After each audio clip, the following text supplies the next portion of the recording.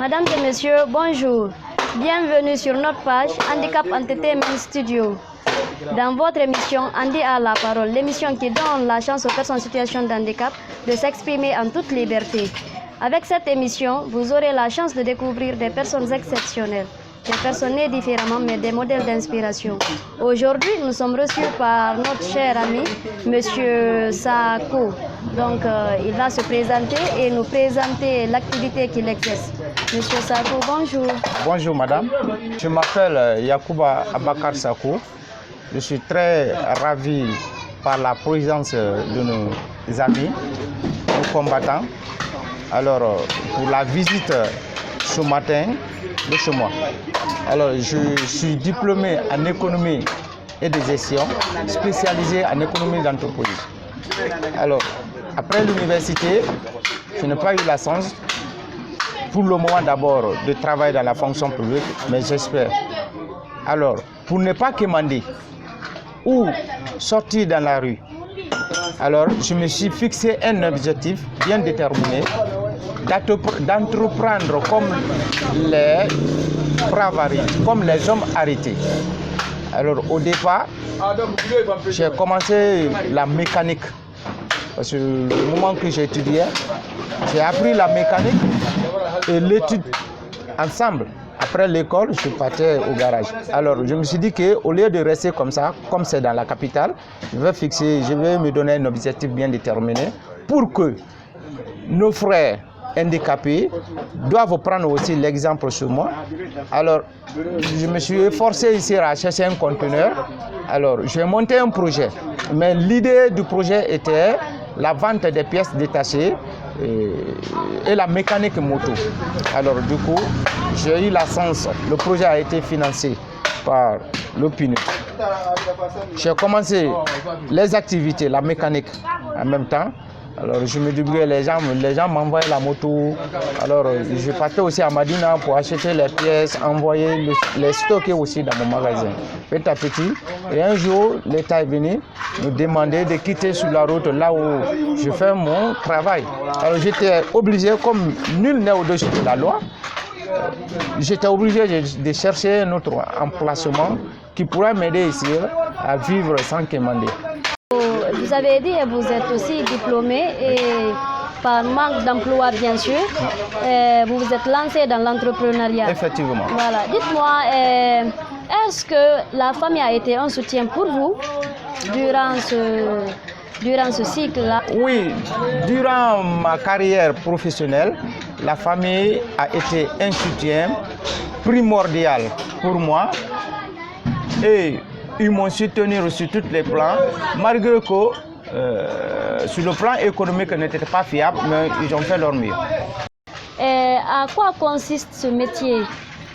Vous pouvez nous expliquer un peu comment ça se passe, la transformation, et quelles sont les personnes qui vous financent, qui envoient les matériels que vous faites, quelle est la transformation et quand vous les transformez, comment ça se passe? Expliquez-nous un peu le mode de travail en quelques mots, s'il vous plaît. Supposons, moi je suis là, je vis avec le kilo en question qui est là. Si les clients vont chercher des anciens fers, d'autres vont gagner les moteurs, d'autres aussi peuvent gagner les dynamos, les démarreurs. Tout ça là ici me concerne. Alors quand les clients viennent, ceux qui viennent avec les fers, je pèse ces fers.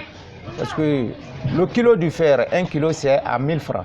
Alors ceux qui vont m'envoyer les moteurs, les dynamos, ou le cuivre, ou les aluminium, alors c'est tout ça là, c'est à PC aussi.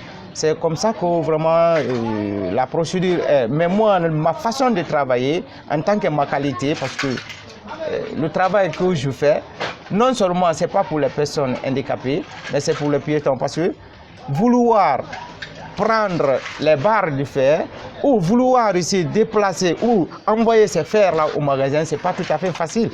Mais comme ce que c'est mon ambition de le faire sans quémander. Alors je travaille avec les enfants, si les clients viennent avec les marchandises, ils viennent et les pèsent, alors je vais leur dire de déposer.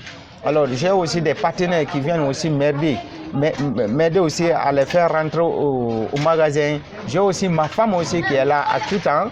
Lui, quand les clients viennent, une fois que moi, seulement que moi je regarde le kilo et je donne le prix, ma femme aussi peut le faire rentrer dans mon magasin de stockage.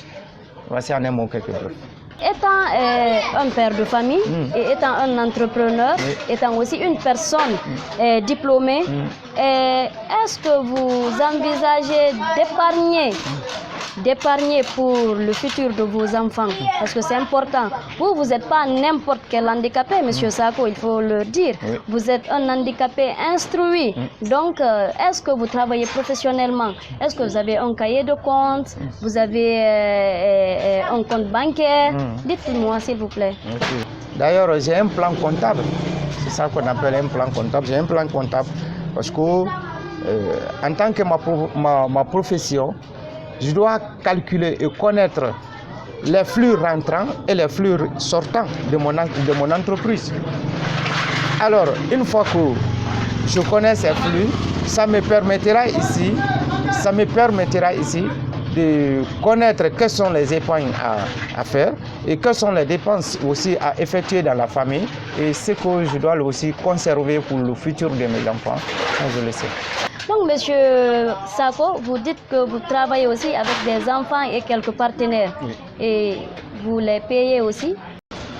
Non seulement dans la vie, tout ce qu'on doit faire entre les uns et les autres, il faut savoir qu'il y a le côté positif et le côté négatif. Alors, tous les enfants qui viennent m'aider ici, après le travail, je les paye convenablement, je les donne ce qu'ils doivent. Supposons que quand j'envoie ici le moteur des climatiseurs ou les moteurs des congélateurs, alors j'appelle l'un de mon partenaire, alors qui lui aussi, sa spécialité, c'est un soudeur. Alors c'est les soudeurs qui font ce genre de travail. Lui vient quand il va opérer le moteur, je le paye 15 000. Quand j'achète le moteur à 30 000 francs, des fois à 35 000 francs, et quand je l'envoie chez moi, je l'appelle. Quand il vient, par moteur aussi, lui, il opère ici 15 000 francs par le prix. Vous voyez. Et les enfants aussi qui viennent m'aider aussi, après avoir effectué ici les activités ou le besoin que je sollicite, je leur donne aussi le prix de l'eau. Ce métier a-t-il impacté positivement votre situation, c'est-à-dire côté famille, côté société? Le regard a-t-il changé? Parce que j'ai constaté que vous êtes connu dans le quartier. Est-ce que ce métier a changé votre vie? Ce métier m'a donné beaucoup d'exemples, beaucoup de courage et plein de patience jusqu'à ce que le jour y arrivera. Parce que vouloir entreprendre, vouloir satisfaire les besoins aussi des personnes, ça c'est une importance pour moi. Et du côté aussi social, les personnes d'autres peuvent être conseillées, ils peuvent venir, ils me parlent de leurs problèmes, ça je les arrange sans me faire quelque chose, c'est comme ça. Là, moi, ça me met beaucoup en l'aise. Alors, du coup encore, actuellement, ma fille, elle a ses 5 ans, mais aussi je l'ai scolarisée, je l'ai envoyée ici dans les écoles, dans une école publique où ma fille est en train actuellement d'étudier et personne aussi ne la finance pour moi, tous ses besoins. Vraiment, je dis Dieu merci, c'est grâce à cette activité.